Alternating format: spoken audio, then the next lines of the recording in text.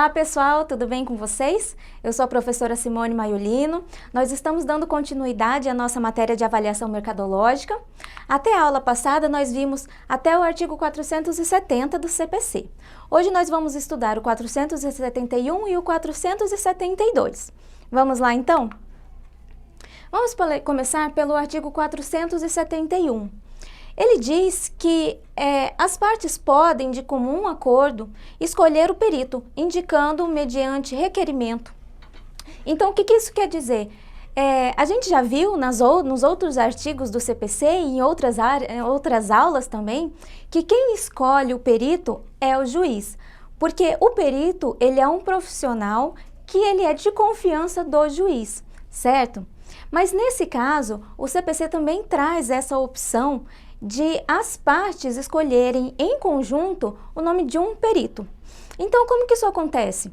Geralmente é um profissional que já se destaca no mercado, um profissional que ele tem um nome conhecido, que ele desempenha um bom trabalho, certo? Então, uma das partes, ela chama a outra, fala, olha, eu tenho aqui, eu conheço esse corretor aqui, eu já pude trabalhar com ele, já tive outros acesso aos trabalhos dele, um profissional muito competente, muito sério. O que você acha da gente trazer esse perito para o nosso processo? Aí outra parte fala, não, eu já conheço esse perito também, realmente o serviço dele é um serviço de qualidade, uma pessoa de confiança. Tudo bem, vamos acordar então que esse vai ser o perito dessa lide, da nossa causa. Então, o juiz ele não precisa nomear um outro perito. O perito ele foi escolhido de comum acordo pelas partes.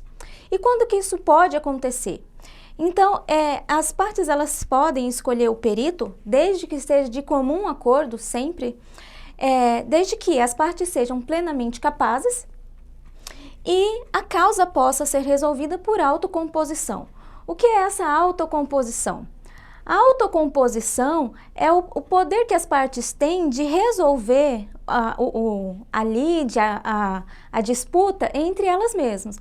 Então, uma cede mais um pouco, outra cede menos, mas eles, através de freios e contrapesos, elas vão chegar a um meio termo e elas próprias podem resolver aquela situação sem precisar que o juiz determine, certo? Então, elas podem, elas mesmas, chegar a uma solução daquela lide. Então, é possível que isso aconteça, inclusive é recomendável que sempre que possível as partes resolvam as lides por autocomposição. Então, na maioria das vezes, essa questão das partes escolherem o juiz vai ser possível. Só não é possível essa questão da autocomposição em casos que não vão interferir, via de regra, aqui na nossa área, que geralmente são aqueles direitos indisponíveis, né? O direito à vida, o direito à liberdade. Então, mas na nossa área, geralmente a gente não trabalha com esse tipo de direito, né? Então, saibam que é plenamente possível das partes escolherem o perito. Então, você veja, você fazendo um bom trabalho, um bom serviço, fazendo uma perícia de qualidade, você acaba se tornando visto pelas partes, né? Você se torna reconhecido pelo seu trabalho. Então, é possível que as partes elas te escolham como esse perito, né? Além da possibilidade também de te indicarem como assistente técnico. O parágrafo 1º diz o seguinte: as partes, ao escolher o perito, já devem indicar os respectivos assistentes técnicos para acompanhar a realização da perícia, que se realizará em data e local previamente anunciados.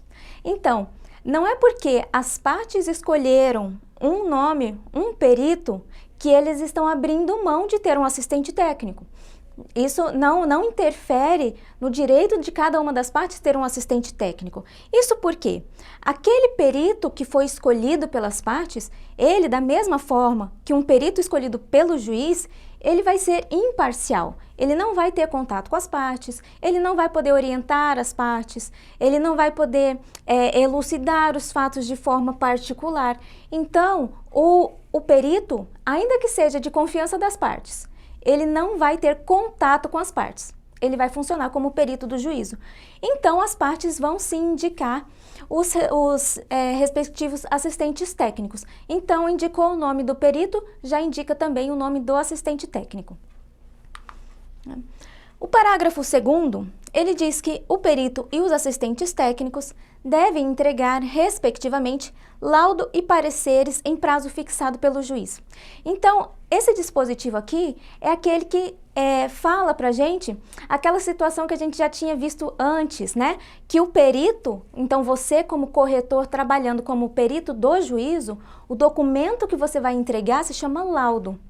Enquanto os assistentes técnicos, eles vão entregar os pareceres técnicos, certo? E o parágrafo 3º, ele diz que a perícia consensual, que é essa perícia que as duas partes acordaram o nome do perito, ela substitui para todos os efeitos a que seria realizada pelo perito nomeado do juiz. Então, ele funciona da mesma forma, só a diferença é a nomeação desse perito.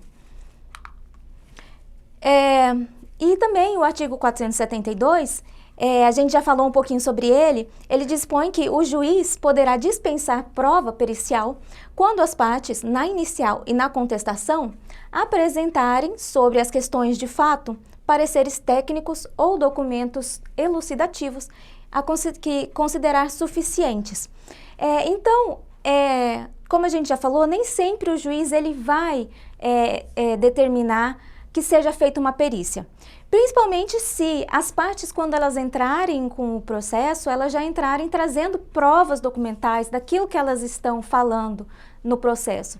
Então, a inicial e a contestação, elas são as duas primeiras peças do processo. A inicial do autor, o autor quando ele dá entrada no processo, ele dá entrada com a inicial. E depois, a outra parte, ela vai apresentar essa contestação à petição inicial. Então, tanto nessas duas partes, as partes já podem entrar trazendo os laudos ou os pareceres que já dão um bom embasamento. Então, o juiz não precisa determinar que seja feita outra perícia, porque já tem provas suficientes dentro do processo. Ok? Então, por enquanto é isso. Vimos mais 2 artigos aqui do nosso CPC e agora na próxima aula a gente continua nesse mesmo assunto. Vamos só mais um pouquinho que daqui a pouco já está acabando.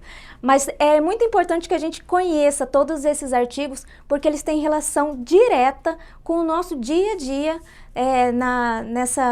nessa questão da perícia judicial. Tá certo? Então, um abração para vocês. A gente se vê na próxima aula. Tchau, tchau!